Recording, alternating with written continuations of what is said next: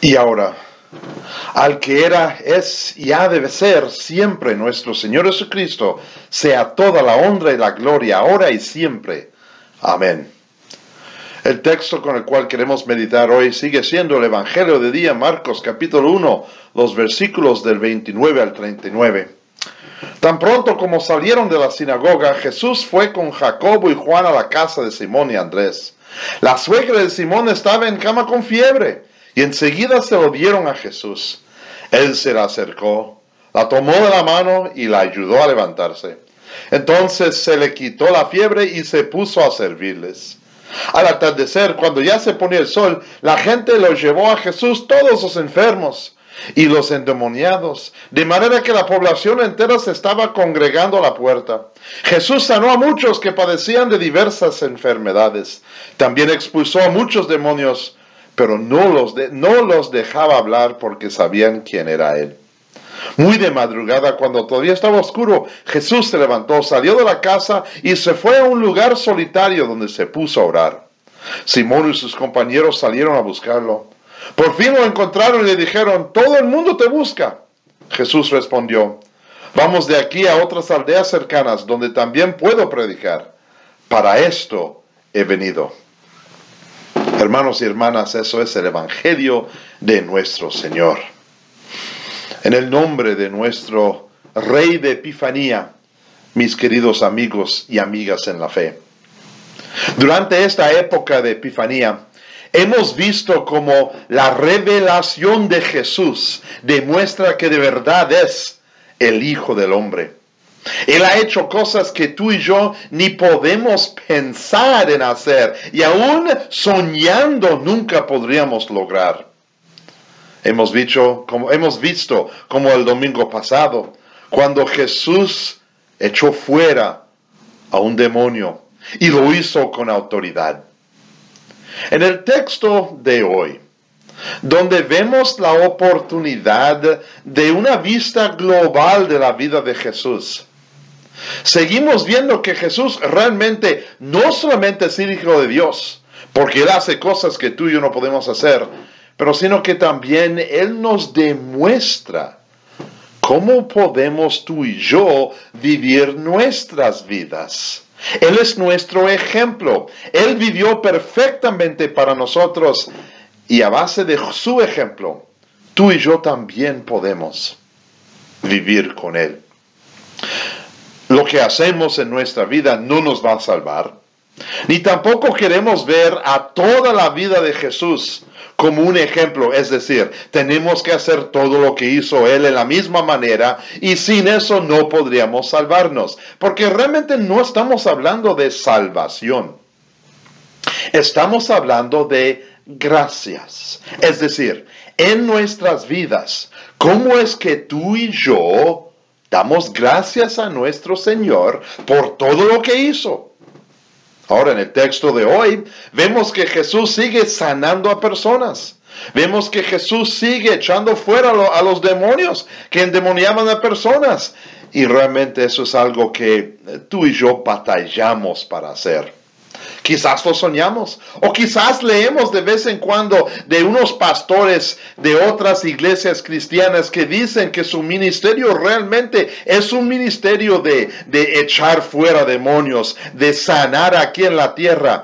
Pero como les he dicho muchas veces, el concepto principal, el objeto principal y la razón por la cual Jesús vino a este mundo no era para mejorar nuestra vida aquí. Él tiene en mente nuestra realidad espiritual. Y por eso el enfoque de hoy realmente está en el medio de este texto, donde Jesús, en vista de todo lo que estaba haciendo, todavía tomó tiempo para hacer una cosa necesaria: orar. Buscar a Dios en su palabra y hablar con Él. Y lo que quiero que noten más que nada es que el ejemplo de Jesús en oración es buscando a Dios solito. Hoy en día hablamos y hemos hablado y vemos que muchos tratan de orar públicamente y piensan que por hacerlo públicamente así van a invocar más de Dios, porque en sus mentes la oración es donde yo voy a Dios y le doy mi lista de todo lo que yo necesito de Él.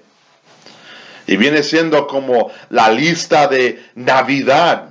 Quiero esto, necesito esto, quiero que me hagas esto.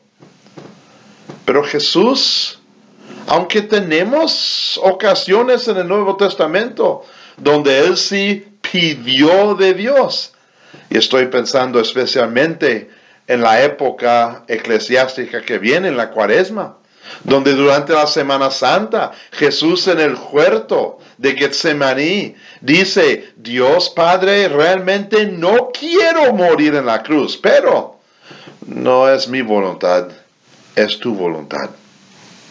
No, lo que demuestra Jesús a todos nosotros hoy, más que nada, es que la oración es algo individual. Y no siempre es el pedir, pedir, pedir, dame, dame, dame.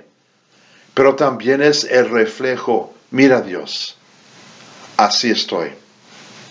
Esto es lo que me está sucediendo. Y no te lo digo solamente para que lo sepas, porque ya tú sabes todo. Eres omnisciente, conoces todo.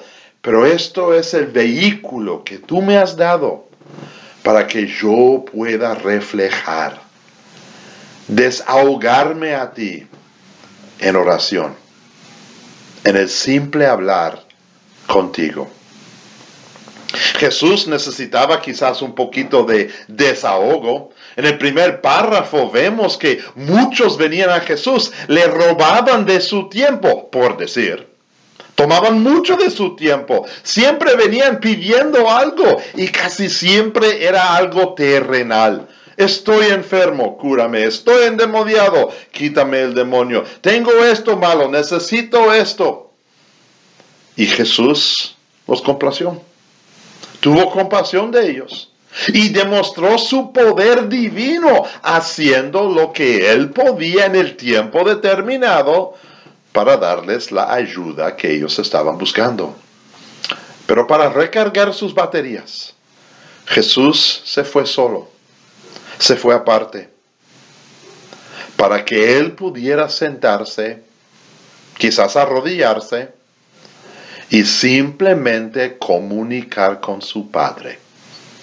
Y quizás una oración de Jesús iba así: oye papi, ya ves todo lo que estoy haciendo, tú sabes lo que estoy haciendo, tú ves todos quienes he curado, tú ves todos los demonios que he quitado, tú estás en control de todo, ayúdame. Ayúdame por darme la fuerza para seguir teniendo la compasión que necesito con esta gente.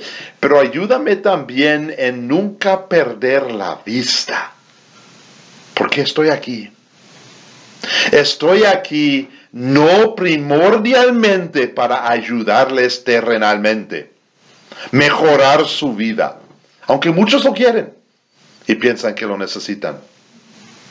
Yo estoy aquí, Padre, para cumplir tu voluntad. Estoy aquí para asegurar que nunca peco. Hago todo correctamente, según tu voluntad.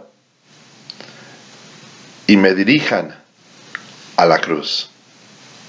Yo me imagino que muchas oraciones de Jesús antes de llegar a la Semana Santa siempre concordaban con el consuelo a la cruz. Es decir, ellos siempre estaban pensando alrededor de Jesús sobre su vida aquí.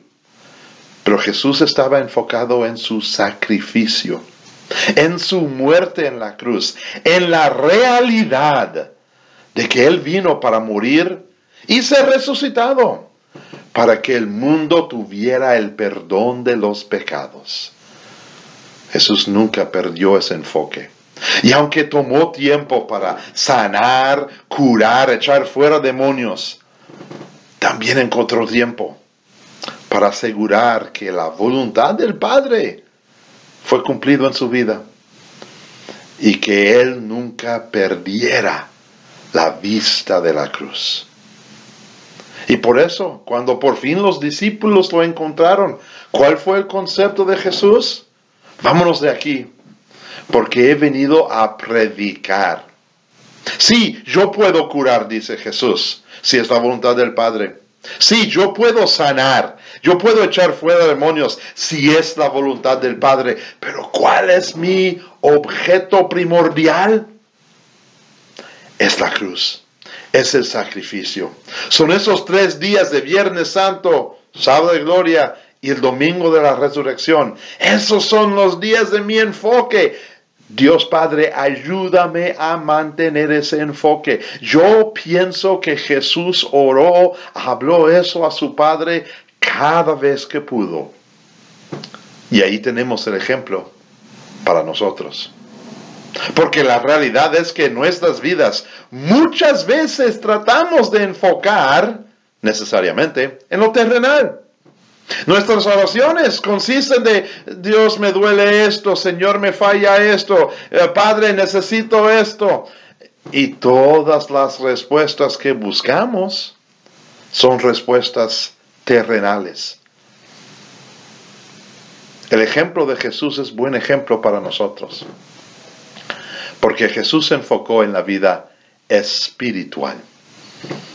Nuestras oraciones, nuestro hablar con Dios, necesita también enfocar en lo espiritual. Es decir, nuestras oraciones deben tener en mente que nuestro punto de vista aquí en el mundo no es el fin de este mundo. Es decir, no es tratar de acumular todo lo que queremos acumular, de tratar de tener lo mejor en cuerpo, en alma, aquí, ahora. No.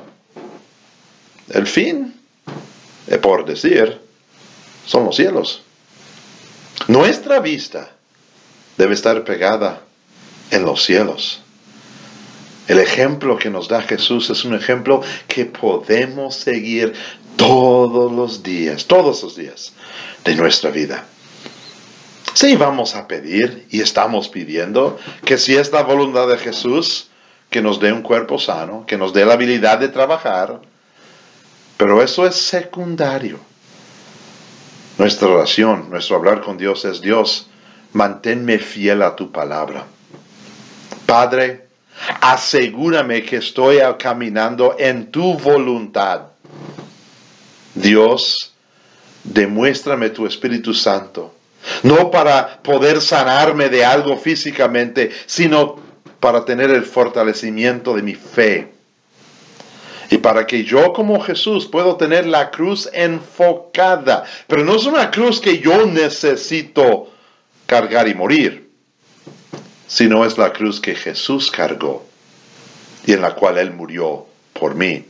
Y por eso el enfoque que Dios me da a mí es el enfoque del perdón de mis pecados. Ya hechos, ya cumplidos. Ni una realidad que yo no tengo que hacer nada. Nada me es requerido. Todo me ha sido hecho. Jesús nos demuestra que Él realmente es el Hijo de Dios. Y el domingo que viene nos va a mostrar en la transfiguración, donde Él demuestra la gloria del Padre. Y parece que no hay ni una cruz. Pero la realidad de la vida de Jesús en este mundo fue vivir por nosotros, morir por nosotros y ser resucitado por nosotros, para que nuestro enfoque sean los cielos. Los cielos, la vida eterna, por el perdón que Dios nos ha otorgado en Jesucristo. Padre Dios, ayúdame. Ayúdame en mi fe para mantener el enfoque en Jesús y lo que Él hizo por mí. Amén. La paz de Dios que sobrepasa todo entendimiento humano, esa paz nos guardará y mantendrá firmes en la fe verdadera hasta la vida eterna, cuando viviremos con Él para siempre y tendremos todo lo que Él nos ha prometido. Amén.